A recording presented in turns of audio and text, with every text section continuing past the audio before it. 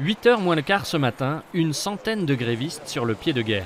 Direction le péage de Saint-Isidore pour une opération portes ouvertes sur l'autoroute A8. Des automobilistes un peu surpris mais pour la plupart heureux de voir les barrières se lever gratuitement. C'est sympa pour nous.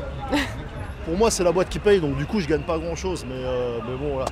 C'est bien de faire ça. Il faudrait que ça soit plus souvent. C'est quand même sympa, mais bon, après, gain de cause, vous aurez pas. Une action nationale. Dans la région, le péage du Capitou a lui aussi été ouvert. But du jeu, gagner en visibilité et en sympathie. Peut-être que ça serait la normalité que les autoroutes soient gratuites. Qu'est-ce qu'en pensent les Français qui circulent sur les routes françaises? Parce que finalement, l'argent qu'on donne à Vinci, on n'en voit pas la couleur.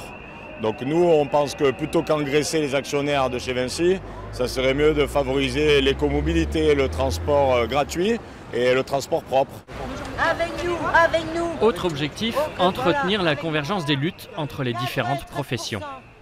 Il y a aussi les personnels des EHPAD, des maisons de retraite, des crèches, des ordures ménagères. On a du personnel du privé, de Carrefour, du commerce, de Darty, de Conforama. On a vraiment tout le monde qui est sur la même longueur d'onde, c'est-à-dire on demande au gouvernement de retirer ces réformes. Une heure plus tard, fin de l'opération séduction, suivie d'une assemblée générale improvisée.